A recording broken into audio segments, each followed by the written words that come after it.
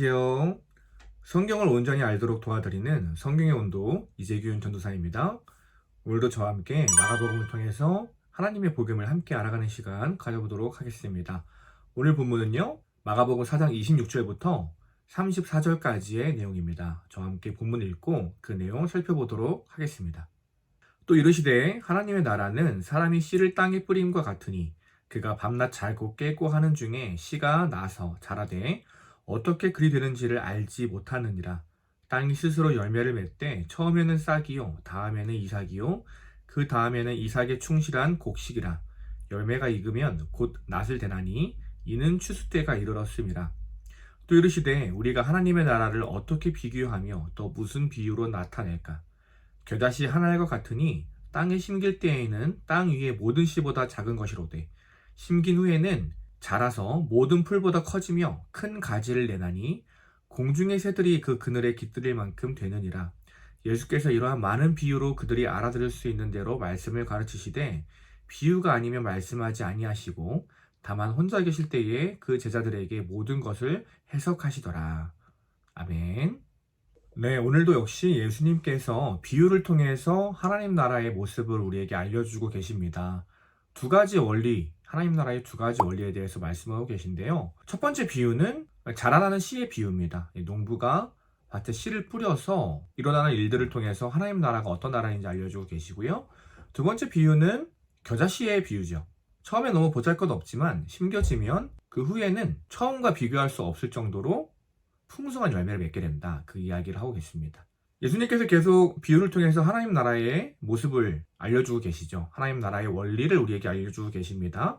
특별히 이 씨 뿌리는 비유, 이 4장 앞절에서도 우리가 나왔었는데 이 앞부분의 내용과 지금 오늘 본문의 차이점은 무엇입니까? 1절에서 20절에 기록된 씨 뿌리는 비유, 그리고 24, 25절에 기록된 헤아림의 비유, 그 비유에서 강조했던 것은 복음을 받는 사람의 반응과 노력이 중요하다, 이런 이야기를 하셨던 것 같습니다. 근데 오늘 비유에서는요, 어떤 사람의 노력보다는 오직 하나님의 은혜와 주권에 대해서 이야기하고 있는 것이죠. 하나님의 나라, 이 두 가지가 다 중요하다는 것입니다. 우리의 반응, 받아들이는 마음, 우리의 노력도 필요하겠죠. 그러나 그 모든 것 가운데 하나님의 일하심이 선제되어 있지 않다면 불가능하다는 것입니다. 오늘 본문을 통해서 그 내용 함께 알아보도록 하겠습니다.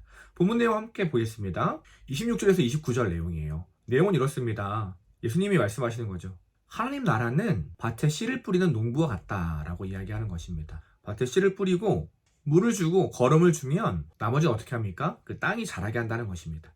27절에 기록된 것처럼요. 밤낮으로 자고 일어나는 동안 씨가 싹이 나고 자라게 된다. 사람은 그것이 어떻게 자라는지를 알지 못한다라고 기록하고 있는 것이죠. 농부가 하는 일은 무엇입니까? 씨를 뿌리고요. 나중에 곡식이 익으면 그때 와서 걷어들이는 일만 할 뿐입니다. 나머지는 다 어떻게 됩니까? 땅이 키우고 열매 맺게 하는 것이죠. 그 땅이 무엇입니까? 바로 하나님이라는 것이에요. 그리고 30절에 32절은 뭐라고 말씀하십니까? 비슷한 내용이죠. 하나님 나라는 겨자씨와 같다. 밭에 심을 때에는 정말 작은 씨앗에 불과하지만 심겨지고 나면 그 어떤 작물보다 크게 자란다. 32절의 말씀이 참 은혜가 되는 것 같습니다. 뭐라고 이야기하냐면요, 그냥 자라는 정도가 아니라 커다란 가지를 내고 하늘의 새들이 그 그늘에 둥지를 틀 정도가 된다는 것이죠. 풍성한 생명의 안식처가 된다는 것입니다. 오늘 본문을 통해서 우리에게 하시는 말씀은 무엇입니까? 우리가 할 일은 그저 땅에 씨를 심는 것이죠. 오늘 본문에서 뿌린다고 이야기하지만 사실은 심어야 되는 것이에요. 모든 것은 하나님께서 하십니다. 그렇다고 하나님이 다 하시니까 몰라, 알아서 하시겠지, 이러고 마는 것이 아니겠죠. 우리가 할 일, 씨를 뿌리는 역할까지는 우리가 최선을 다해 해야 한다는 것입니다. 돌을 걷어내고 그 땅에 우리의 허리를 굽혀서 씨를 심는 일, 거기까지는 바로 우리의 역할이겠죠. 막 해도 된다는 이야기가 아니에요. 하나님께서는 우리가 씨를 심기를 원하십니다. 바로 복음의 씨앗, 우리가 사랑하는 가족과 이웃들에게 심기를 원하시죠. 그 일을 통해서 하나님이 역사하신다는 거예요. 우리가 간혹 영혼들의 구원을 위해 기도할 때가 있습니다. 가족의 구원을 위해서 기도할 때가 있어요. 그런데 나는 아무것도 하지 않으면서 하나님, 그 사람을 구원해 주세요.